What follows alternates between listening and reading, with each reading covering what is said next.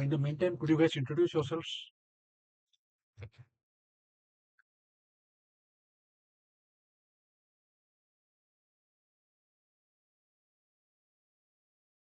Sure, you're there. Yes, sir. Good evening, sir. Yeah. Myself, Ashar Gopale, and I am second year student studying chemical engineering from the Tamege College of Engineering. It is o- in Airoli. Okay. Omkar? Good evening, sir. My name is Omkar Madke and I am now studying in chemical engineering in Tattasaheb Kore College of Engineering, Varnanagar. Which year? Second year. Okay. So you guys have gone through the lectures. You tried solving the assignment.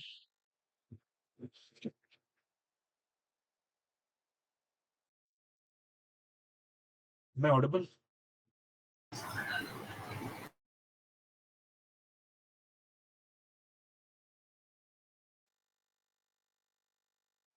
Okay. So yeah, maybe then I'll start one. Please go through the week's lectures every time before coming to this class, and just give a shot at the assignment problems, even if you can't solve them. Uh, on the NPTEL website, there is also a forum discussion tab. So even apart from the classes, you can raise your queries and doubts there, even pertaining to assignments. Either the professors or me will have a look at it regularly and we'll get back to you. Okay. So we'll be meeting every Saturday, 7 to 9. Right? This is the first class, so it should get over a bit quickly. But generally, it's a 2 hours class. This is the Google link that they have shared. So we'll be using the same Google link for all the classes. Okay. So please note down my details, phone number, mail, and all if you want to get in touch with me. So this course is a 12 weeks long course. The first 6 will be taken by Professor Rabibrata Mukherjee. So he'll be focusing more on the fluid dynamics part, and the next 6 by Professor Arna Bhatta, where he'll be dealing with heat transfer. Apart from that, I'll try to incorporate one extra session before your exam, in case you have any queries or something.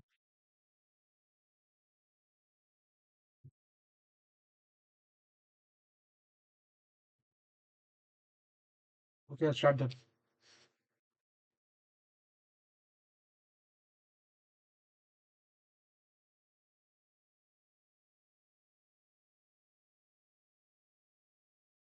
So not much has been taught this first week. Only the introduction part and definition of fluids, some basic concepts, or introduction to kinematics and all. Uh, he just mentioned in passing about Eulerian approach, Lagrangian approach, the integral approach, macroscopic differential approach, etc.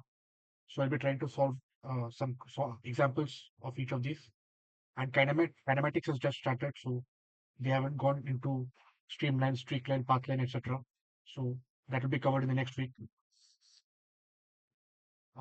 Yeah, from week 3 onwards, I think uh, we'll be getting into the conservation equations like continuity equation, momentum equation, the Cauchy's equation, which again, under certain circumstances, it reduces to Navier-Stokes equation.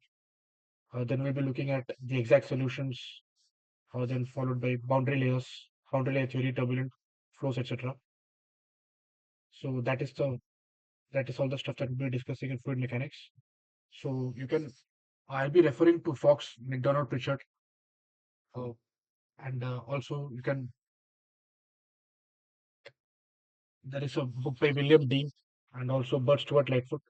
So all of this I'll be just putting down in the notes. So I'll be uploading the notes after the class every day, every Saturday. And also have a YouTube channel where I'll be putting the week's content. So if you don't want to take notes also, it's fine. You can jot it down after I upload the videos. So first class was just mostly theory. So I'll just touch upon a few of those topics.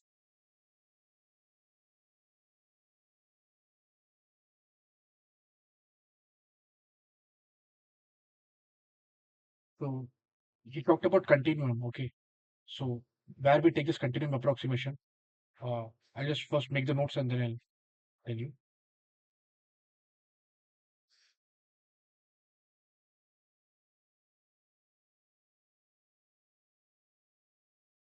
So every 20-25 minutes, I'll give you a 5 minutes break. So plan accordingly.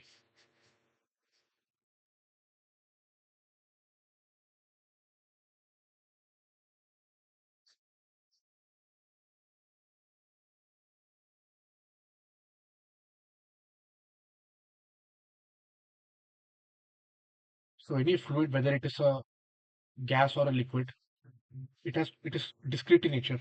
As in the various particles are discrete, they are more spread out in case of gas, a bit closer in case of liquids.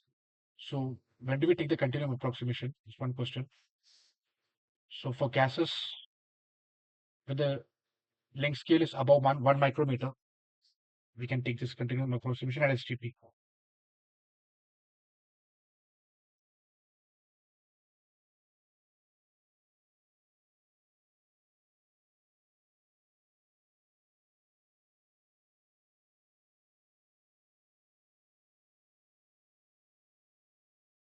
For liquid, the length scale is much smaller. It's in the scale of nanometers.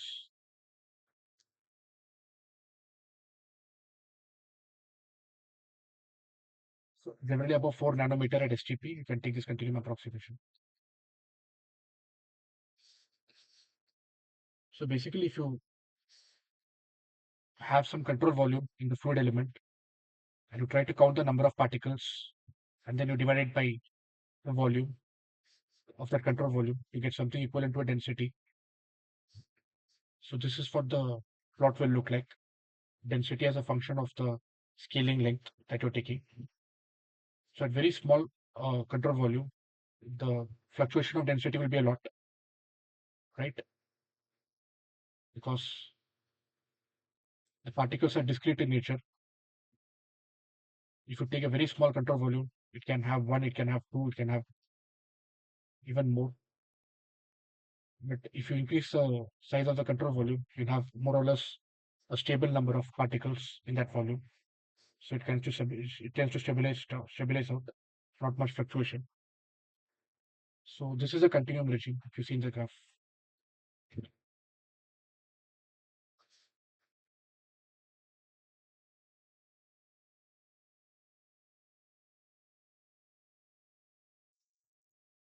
Where the density kind of plateaus out, not much fluctuation.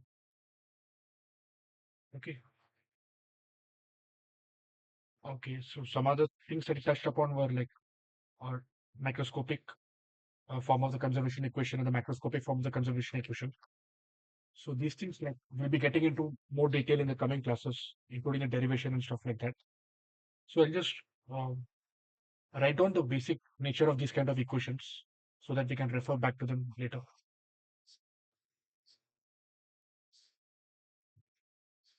So first, the differential form of the conservation equation.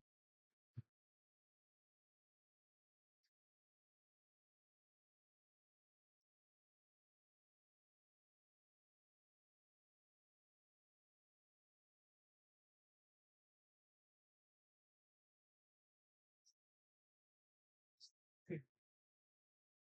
So this is the microscopic form where the equations will be in the form of differential equations.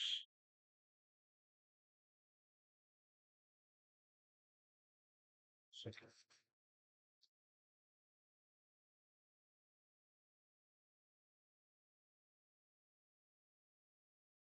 you see there is some quantity Z and the concentration of that quantity Z I take as B, small b.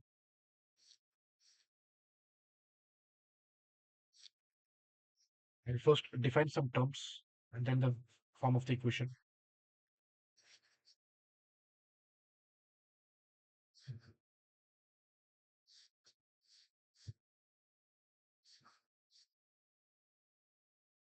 Concentration means some quantity divided by the volume, right? Okay, so I'll define something called flux also.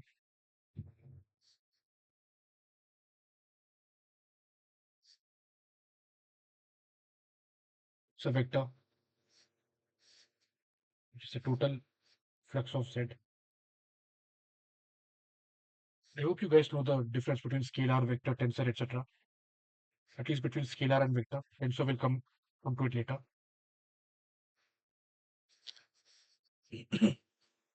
So there is an operator called del operator, which is a differential operator, a vectorial differential operator.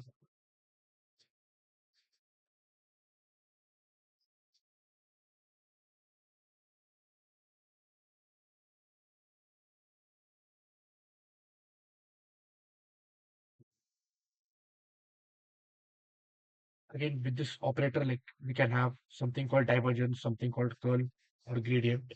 We'll come to all that in more detail in coming classes. So for now, just keep in mind that this vector differential operator, when dotted with a vector, that is the flux, this is what is known as divergence, and it's a scalar quantity. So when you take the gradient of some scalar, it becomes vector. If you take a gradient of a vector, it becomes tensor. That means it goes uh, one order up. When you take the dot product or the divergence operator, it goes one order down. So del dot f is a divergence vector, a divergence scalar, and I'll define another term, BV, which is a source term, source of Z, that above mentioned quantity.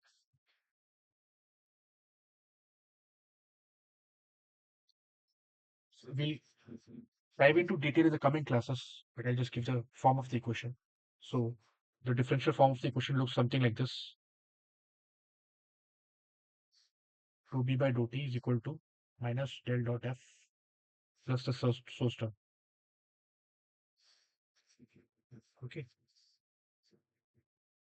So this is a differential form.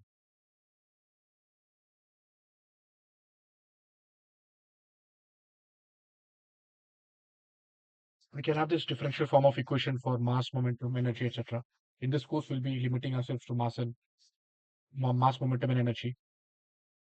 Mass means the continuity equation, the momentum balance field, which is the Cauchy's equation, and the enthalpy equation. The mass transport part of it, we won't get into it right now. Maybe in the extra session will incorporate one problem. Okay. So say this is a Cartesian system.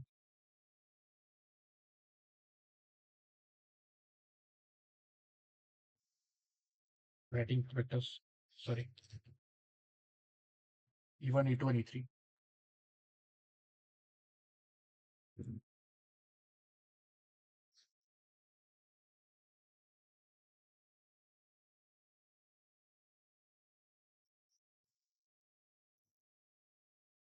Representing this flux vector in the Cartesian system, which is F1 E1 plus F2 E2 plus F3 E3.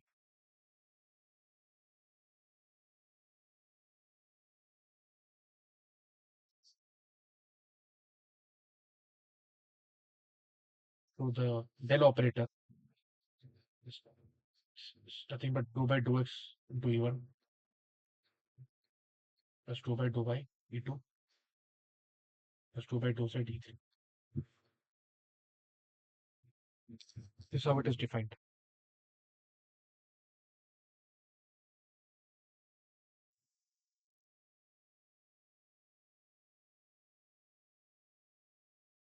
But when I'm taking the divergence, it's basically the dot product.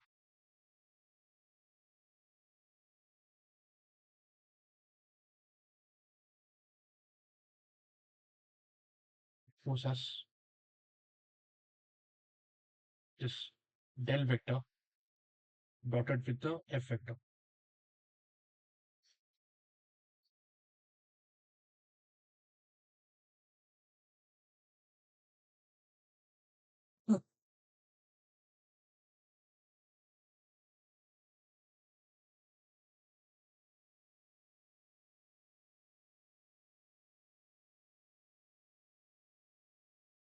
Okay. And dot product between any two vectors, say A dot B, is nothing but magnitude of A multiplied by magnitude of B the cos of the angle between them. Okay, so this is orthogonal set of vectors e1, e2, e3. So e1 dot e1 will be 1, but e1 dot e2 or e1 dot e3, they are orthogonal to each other, so that will be 0.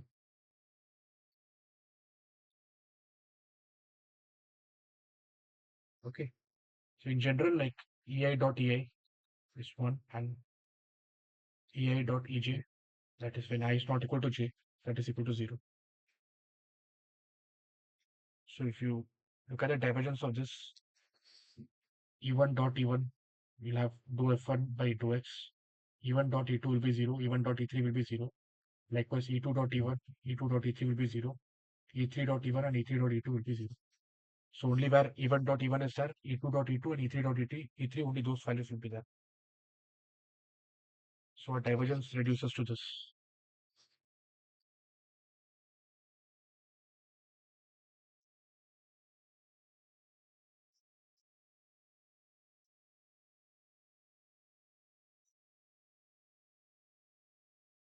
Likewise, there is something called curl.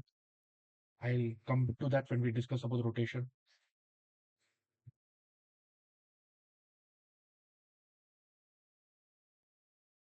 Okay. So this is a control volume, and we have all these vectors spreading out of it.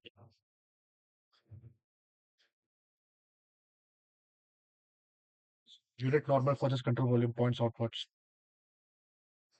and the divergence in this case will be positive because both the flux as well as the unit normal are in the same direction. And this is what is a source term. Just make note of these things now.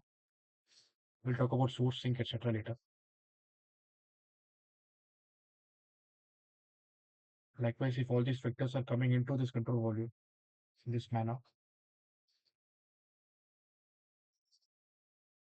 so the flux term and this normal vector, they're in the opposite direction. So here the divergence is negative. And this is a sink term.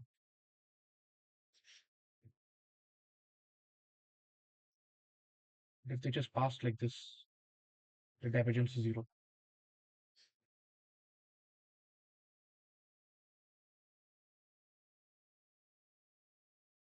Okay.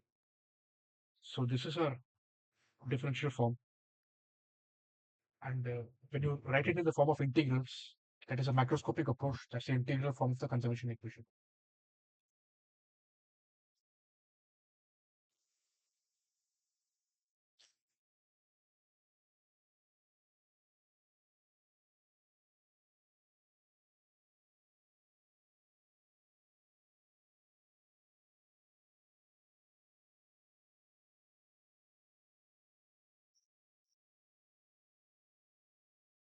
So this applies for both fixed as well as moving control volume.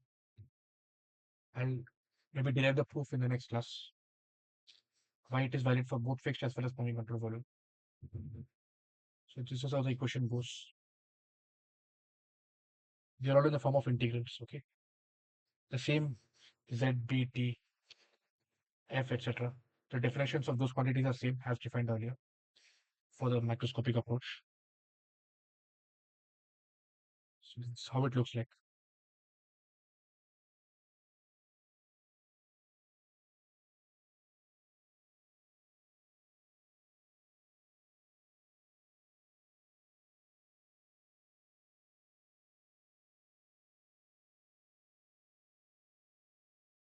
Okay, so this is over the surface, this is over the volume, and we can convert this surface integral into volume integral also. That is just a mathematical manipulation. When we do it in more detail, we'll do that. So what is the significance of these terms? So this term is a total flux, and it has both a diffusive flux as well as convective flux.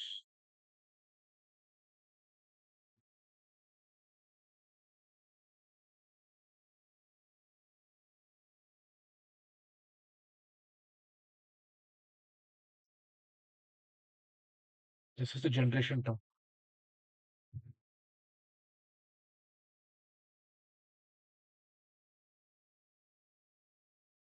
Basically talks about the quantity consumed or produced in the process.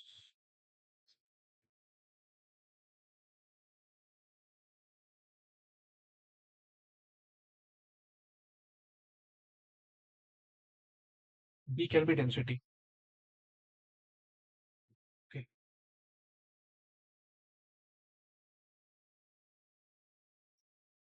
Now, as I said, the flux term has a convective part as well as a diffusive part. Convective has to do with the velocity, and the diffusive part is due to molecular diffusion. So let's make a note of that. So wherever there is flow, you can't neglect the convective flux part.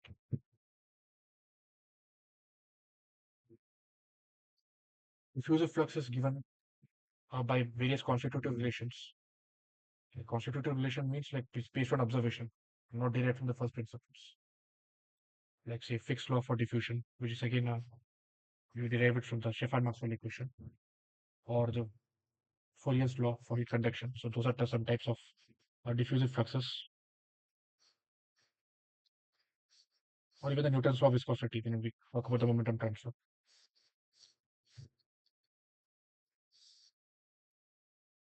Okay, so it's like minus k del t or minus di del ci.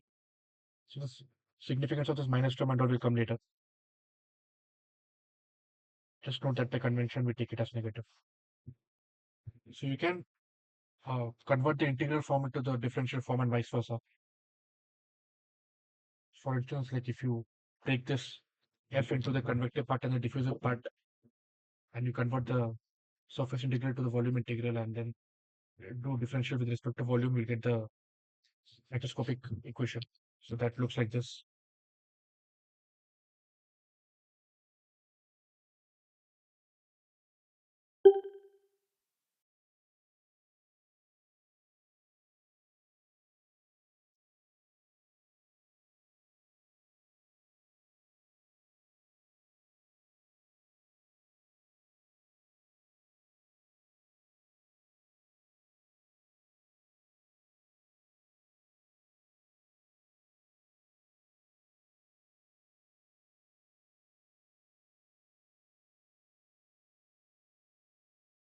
This is a diffusive part, right? Diffusive flux.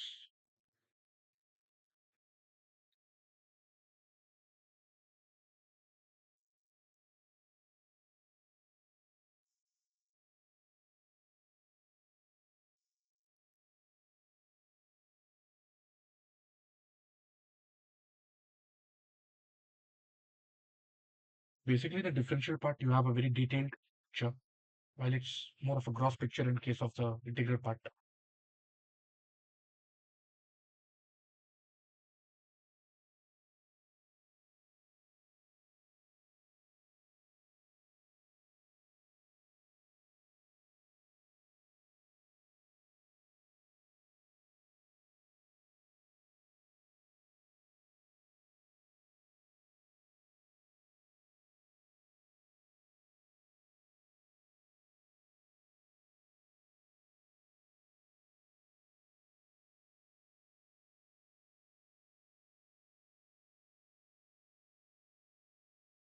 Detailed versus gross.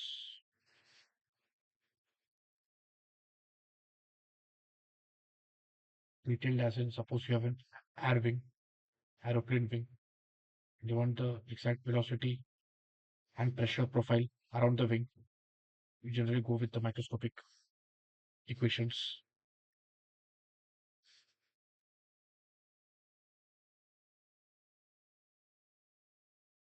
An integral approach, there is some example with the CSTR also in the McDonald book.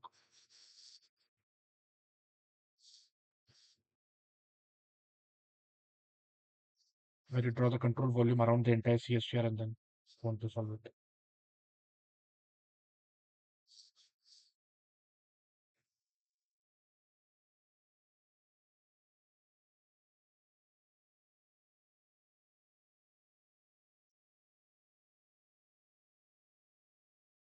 Okay, now coming to the next topic, that is Lagrangian versus Eulerian approach.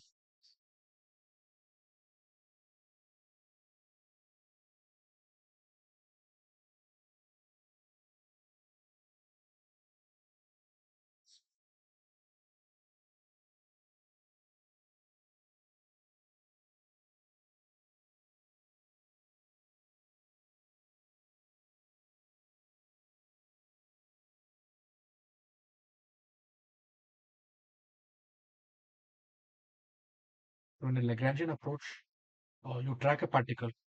The kinetic behavior of a particle is tracked and it is identified by its initial position in space as well as time. While in Eulerian approach, instead of tracking the motion of each particle, you position yourself at some point in space and you observe it from a distance. And like that, you do for all the particles that you observe, and you find the velocity as well as pressure variations with time at each of these points. So this can be better illustrated with an example. Okay, so all-linear approach is quite easy, generally easier because you have this concept of substantial derivative. Whereas when we're tracking each and every particle like we do it in classical mechanics, it can become a bit more cumbersome. Uh, okay, so I'll just give an example and I'll give you a couple of maybe 5-10 minutes to solve that one. And then after a break, I'll solve it.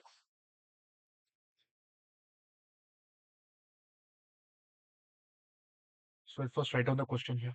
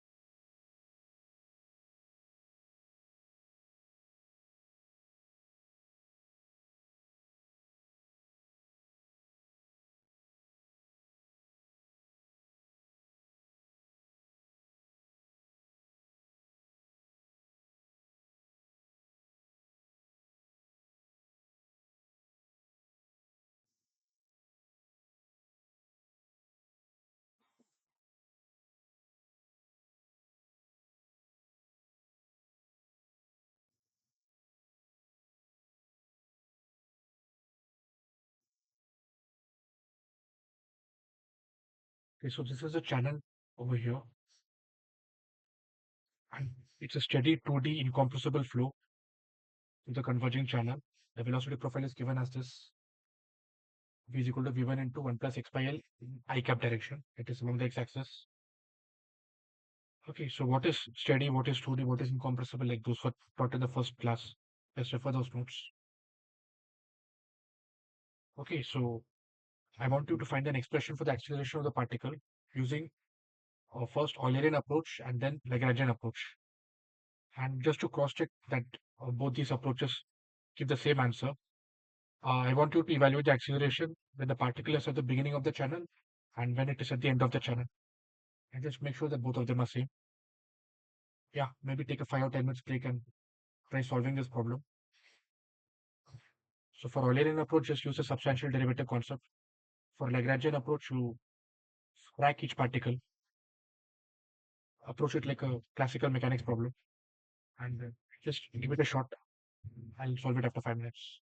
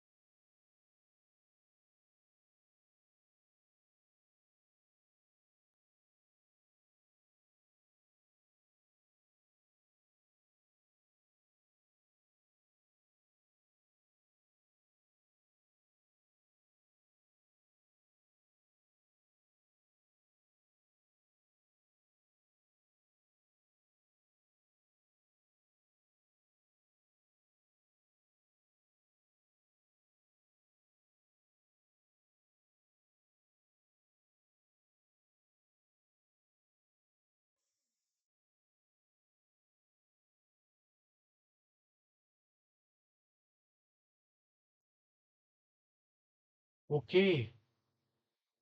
Actually, I had to speak on a lower tone because I'm in lab and there were some other students here. So now, no student here, but still okay. I'll speak a bit louder now.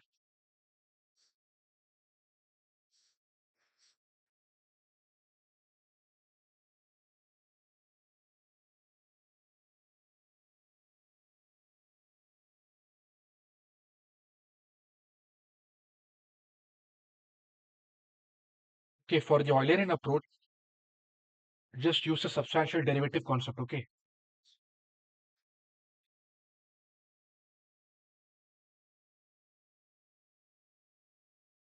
So this is a book problem from Fox, uh, Richard, Fox, yeah, Fox Pritchard McDonald book, page 177, I think.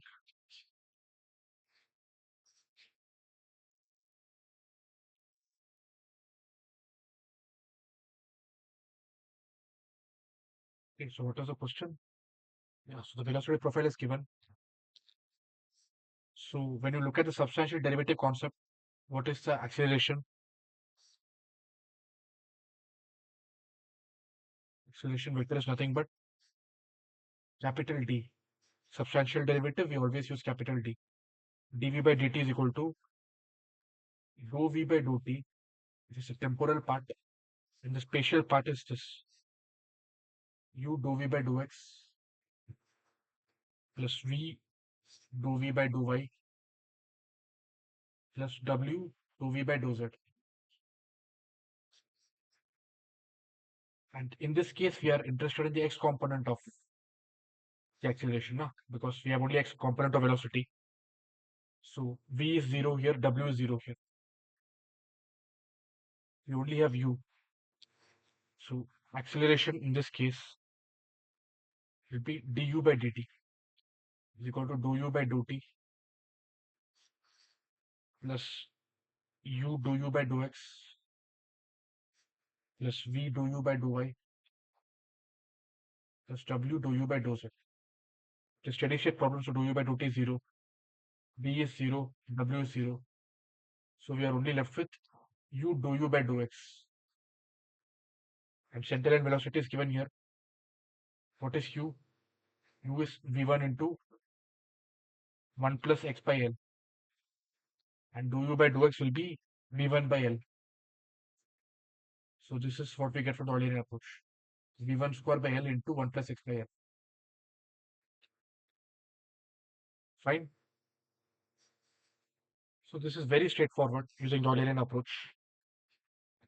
Generally, in case of convective flow, we use this Eulerian approach because it saves time. Lagrangian approach has got its own benefits, but in this case, at least, it's more complicated.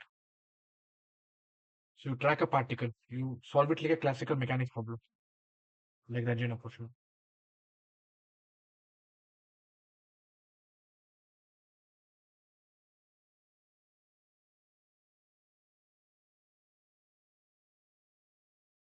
So you have the velocity of the particle,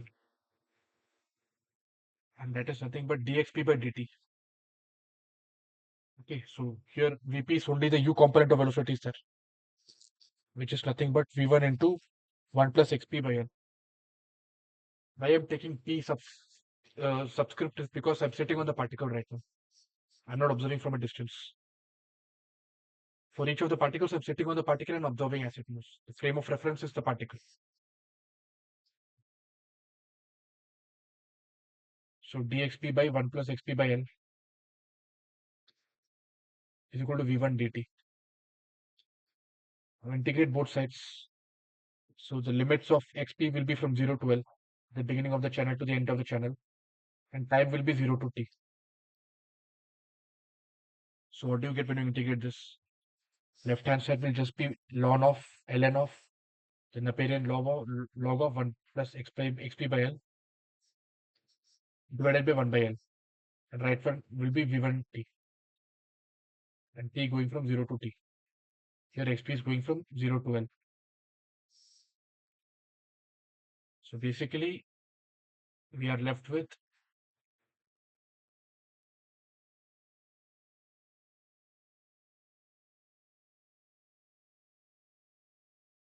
L into log of this thing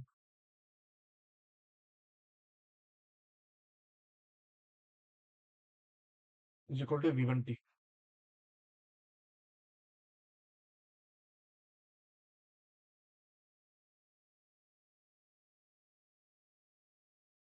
Sorry, it will go from 0 to xp, not from 0 to L.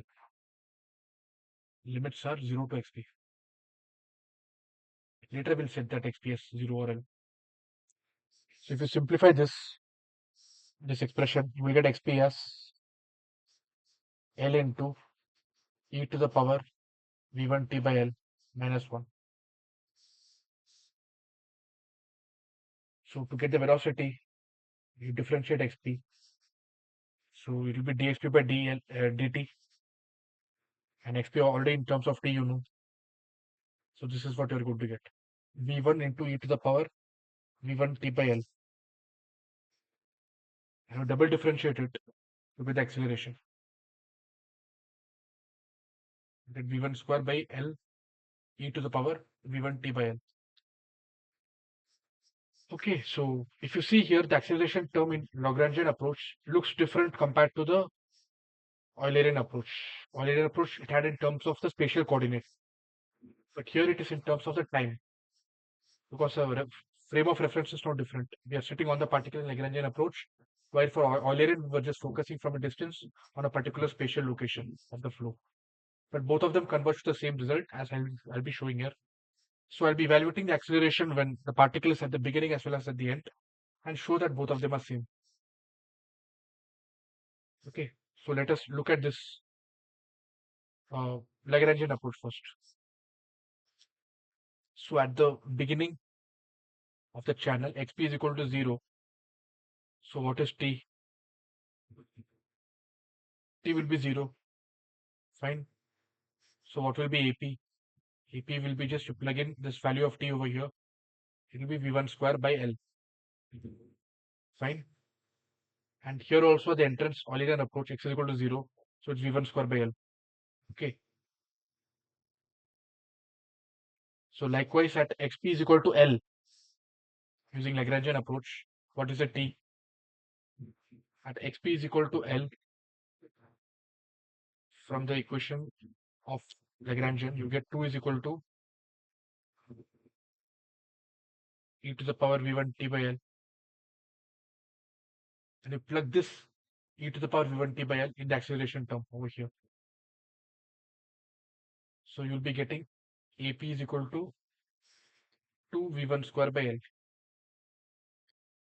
And from Eulerian approach also, at the end of the channel, at x is equal to L, it is just 1 plus 1.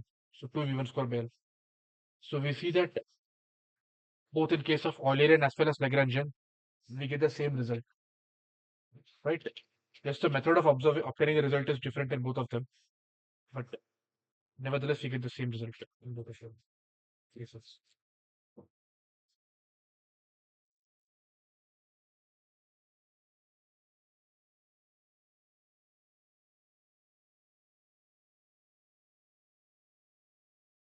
So our material or substantial derivative, when applied for density, it reduces to the continuity equation. Sir will talk about this later, but for now, just make a note of this.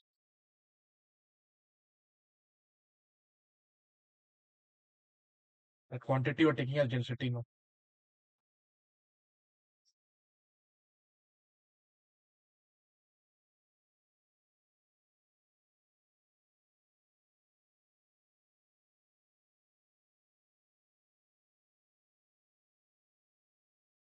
So this is a very famous continuity equation.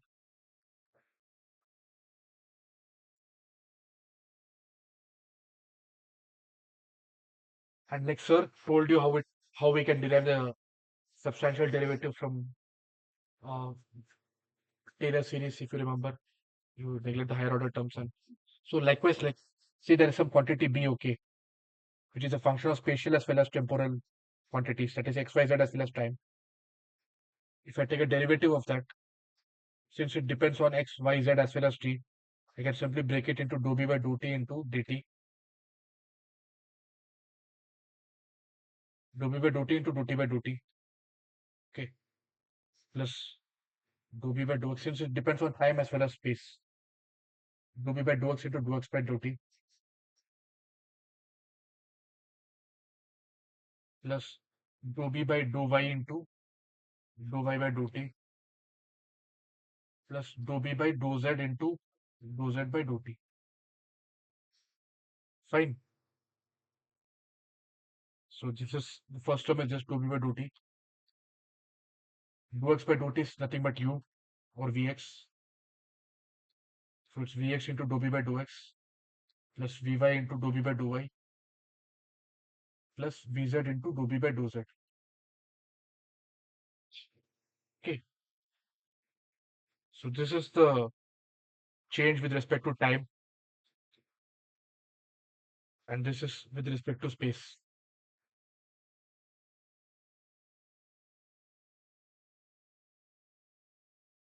So it's nothing but dou b by dou t plus v dot del v.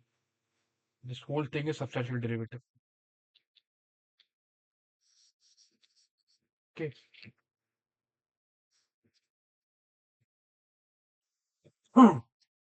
Coming to the continuity equation, again there are two subcategories.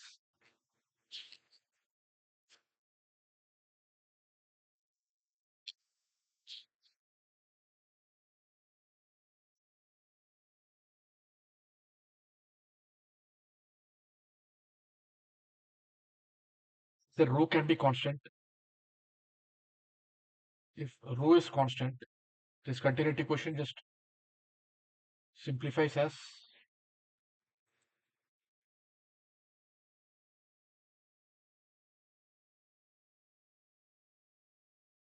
if rho is constant, some continuity equation says rho del dot v is equal to 0, del dot v is equal to 0.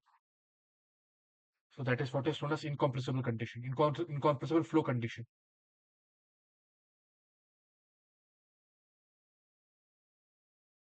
Likewise, rho need not be constant, but the substantial derivative of rho can be constant. Is equal to can be 0. Substantial derivative of rho can be 0. That again leads to del dot v is equal to 0. The divergence of the velocity is equal to 0. So this is known as incompressible flow. Sorry, the earlier one was known as incompressible fluid, and this is incompressible flow. Okay,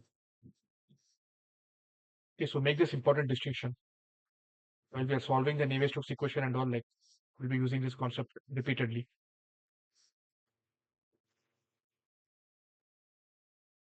Okay, now again coming to the impact of pressure on the density, I want to discuss something called a Mach number. Okay.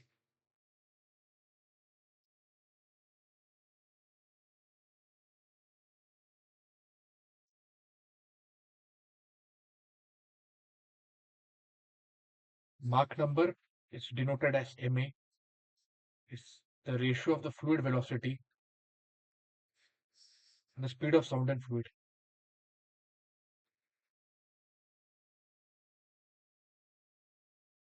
Or C. And the general rule of thumb is that if the Mach number is less than 0.3, you can neglect the dependence of pressure on density, or density on pressure. That is, the impact of the pressure on density can be neglected if the Mach number is below 0.3. Just add a page. I'll note it down in terms of words.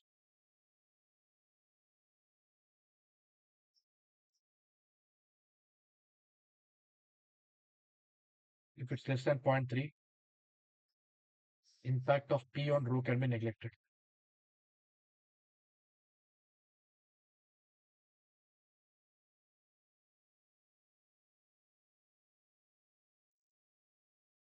Likewise, the effect of temperature on density. Okay, I'll just give an example here for using the Mach number. At T is equal to 20 degrees temperature. For air, C is equal to 340 meter per second. The sound travels at this speed in air. And for water, C is equal to 1600 meter per second. Okay. So now if taking the criteria that Mach number has to be 0.3 or less, if gas speed is less than 100 meter per second, or if the liquid speed, that is water speed, is less than 450 meter per second, this criteria of Mach number being less than 0.3 is satisfied. And you can tell that the impact of pressure on rho can be neglected. So when we are looking at the temperature effect on density, in case of liquids,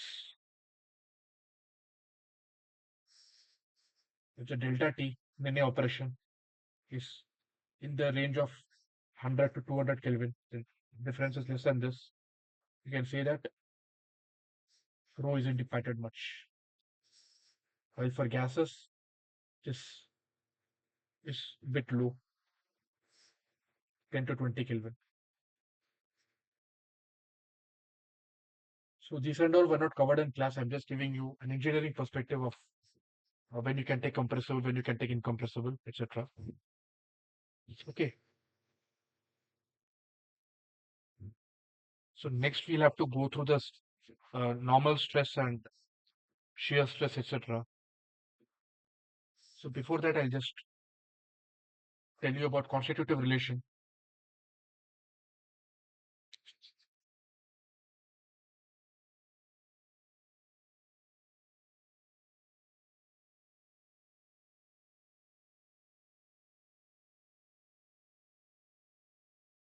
Constitutive relations are based on observation, not from the first principles.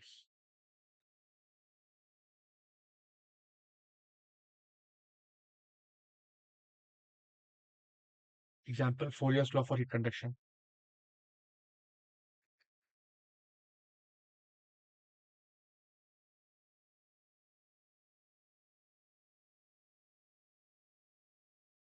Qy is equal to minus K into dou T by dou Y, where K is the thermal conductivity.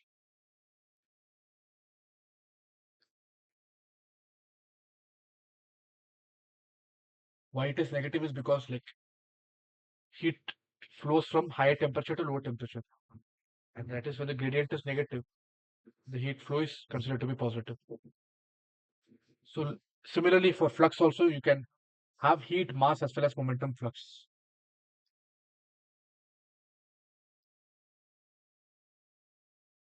That's the equivalence of these three things. That's why we call it transport phenomena in chemical engineering. So heat flux is just basically some unit divided by the unit area perpendicular to it, divided by time. That is the flow rate of the heat, or flow rate of the mass, or flow rate of the momentum. So in case of heat, it will be joule per meter square second. In terms of mass, it will be kg per meter square second. And momentum will be kg into meter per second. That is a momentum unit divided by meter square second. Okay.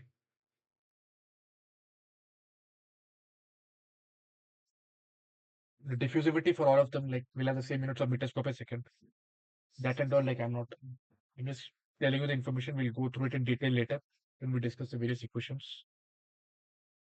So for species diffusion, we have constitutive relation called Fick's law, which is derived from Stefan Maxwell under certain approximations. And for momentum transport, we have what is known as the Newton's law of viscosity for a Newtonian fluid, of course. Again, there can be non-Newtonian fluid also where this relation is a bit complicated. Come to that later.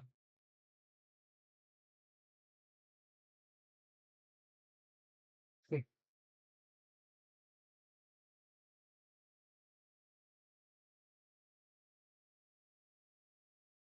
This mu is what is known as dynamic viscosity.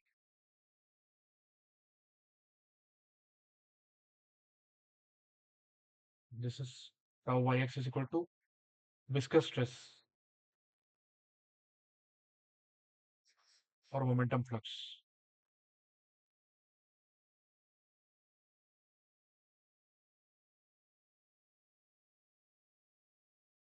What is momentum flux? The rate of momentum transfer per area.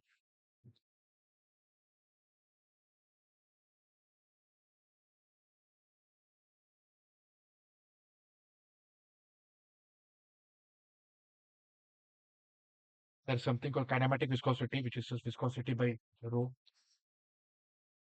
It's also called momentum diffusivity. I'm just defining these terms right now.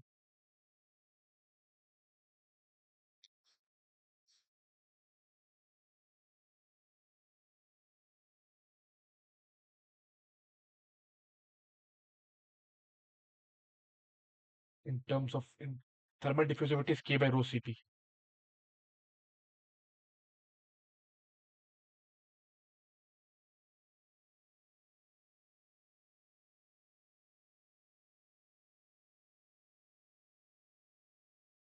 All these are got units of meter square per second. Okay. Okay, we'll take a 10 minutes break now. And after we assemble, I'll conclude today's lecture by talking about the stress tensor and angular deformation, linear deformation, rotation, vorticity, etc. So yeah, maybe take a 10 minutes break this time. Just think over whatever we have discussed till now.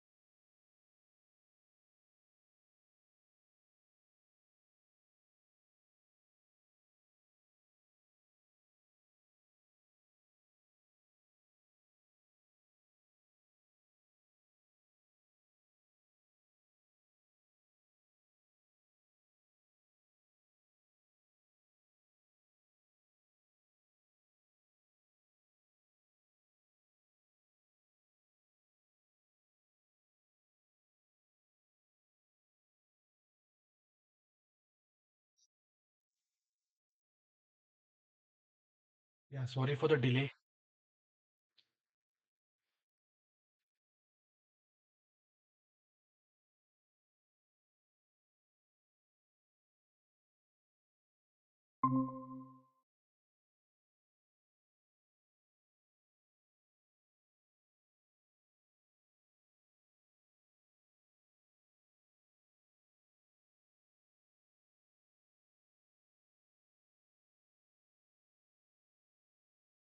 So as I said earlier, gradient of a vector gives rise to a tensor.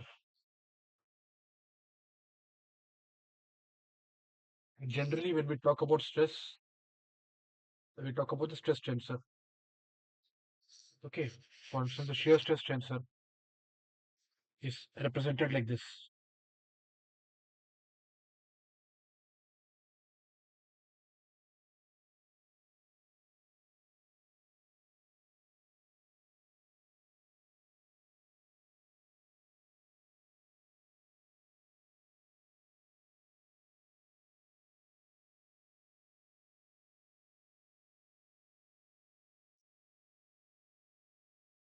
Okay, and each component of a tensor is associated with two directions.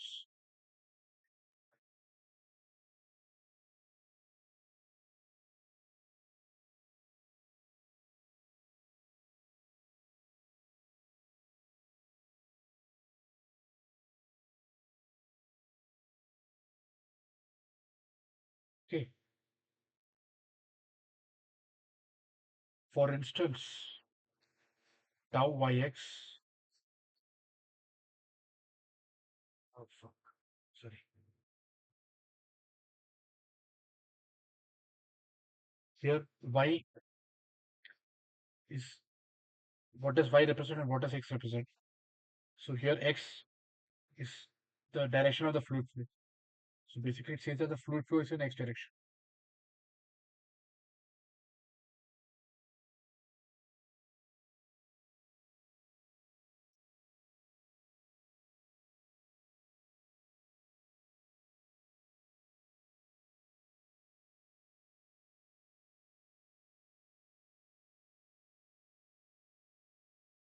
The momentum transfer is in the y direction.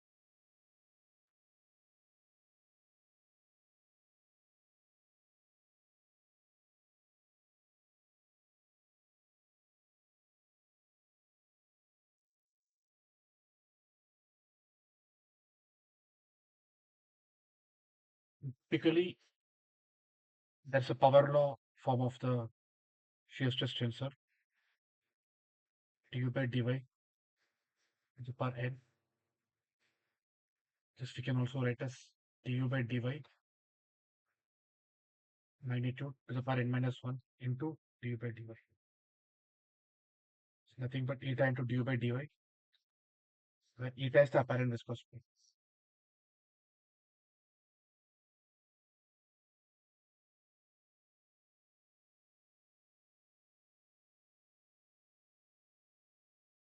For a Bingham, there is another type of uh, material, non-Newtonian viscoelastic material known as Bingham plastic, like your toothpaste.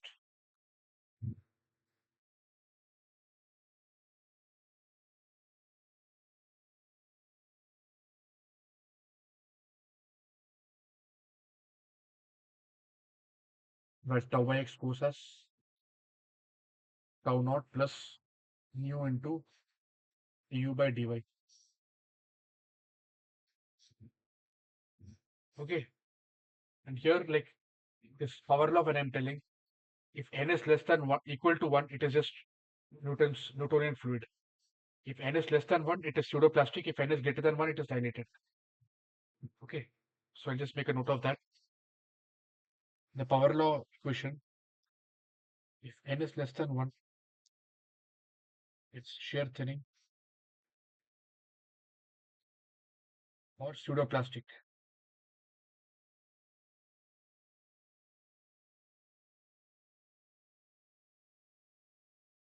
Most gels, polymer solutions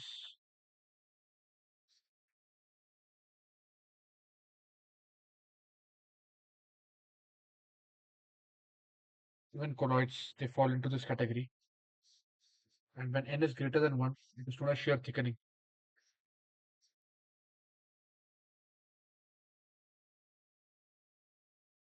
Example, wet sand.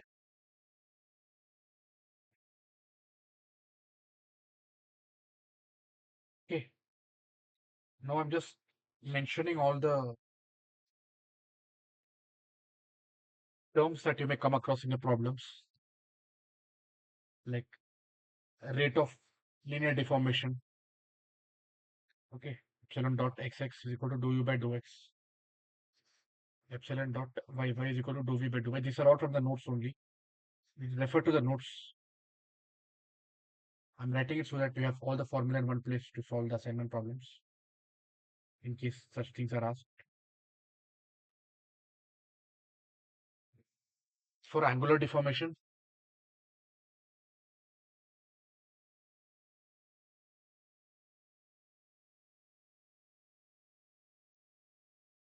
alpha dot is equal to dou v by dou x.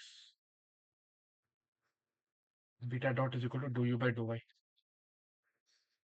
All from the notes I'm telling. And this is the rate of angular deformation.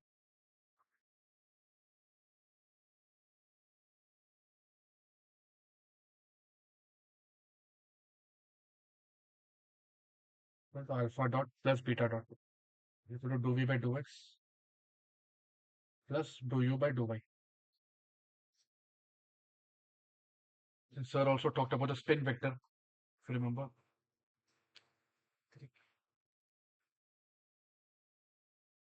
Rotation about the z-axis, the spin vector.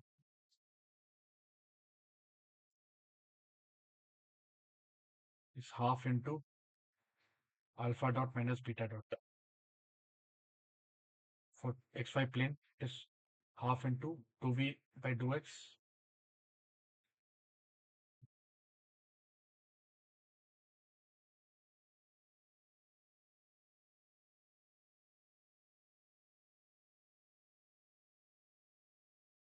minus dou u by dou y.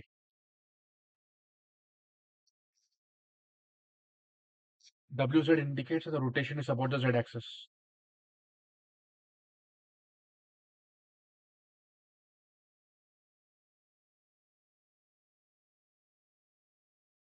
And there is a vorticity vector, which is nothing but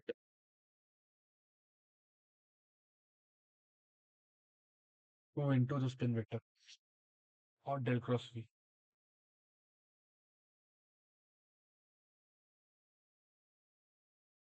Okay. So what is curl? It is just the cross product. If you remember cross product, it is written in this matrix kind of form.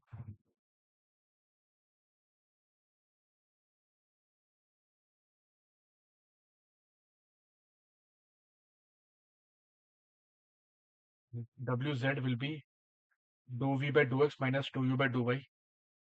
Wy will be dou u by dou z minus dou w by dou x. And the other one will be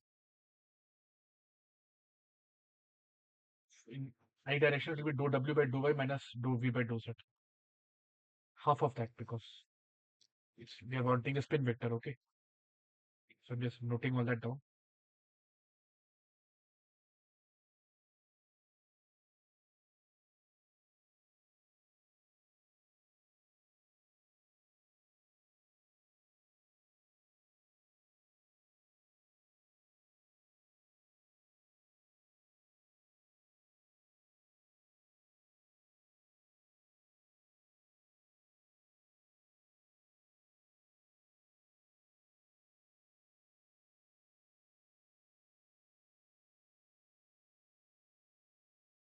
Fine.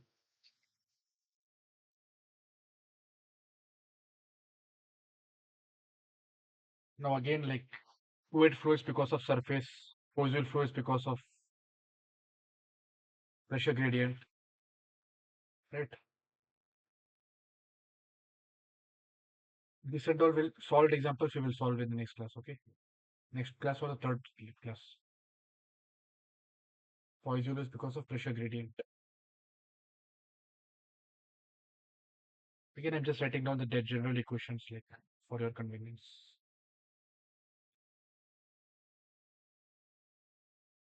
So this is stress tensor sigma.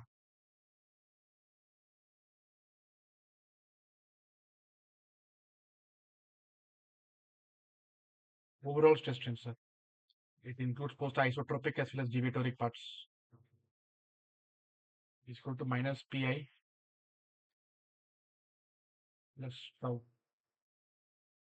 This is pressure. This is shear stress tensor, or the viscous tensor.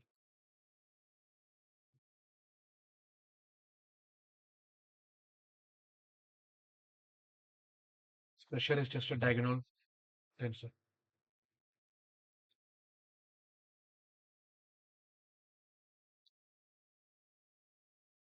So velocity, potential, stream function, all that we'll discuss in next class.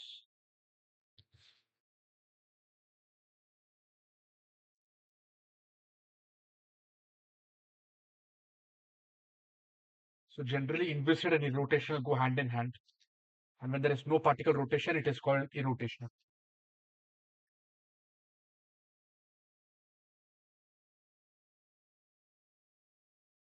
Just general points I'm writing.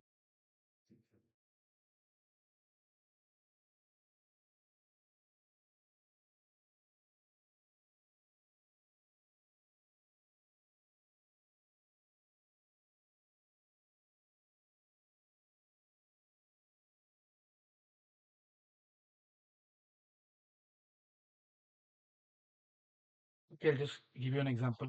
I'll give you a problem. Find the vorticity of this kind of function, minus xy cube. This velocity function is given as minus xy cube I cap plus y4 j cap. You find the curl of that and easy to irrotational. Okay.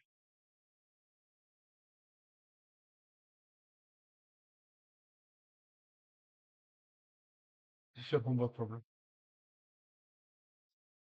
So del cross v is equal to 0. It is irrotational.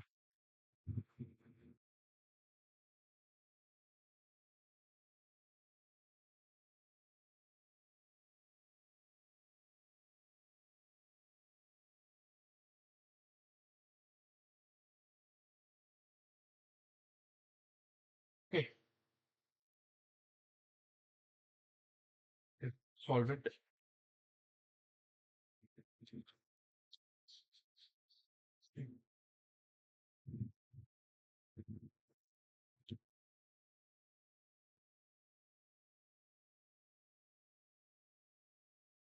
This is a coordinate system. Okay. 1, 2, 3. So another homework problem is plot the surface and the direction of the following stress tensor components: sigma 23, sigma 22, sigma 21, sigma 31, sigma 32, sigma 33. And you observe how that in the same location, when you change the orientation of the surface, the stress vector also changes. So these two are your homework. Okay. Take some surface like this. This is what? This is perpendicular to 2 now. So this all will be covered in on this. And likewise for this kind of surface you'll have to take. So just draw two such surfaces and identify these components. So these two will be your homework until we meet again next class. Okay, next Saturday. So nothing much was taught here. Just so like I also did not was stretched for material. Next class, hopefully we can solve more problems. Thank you.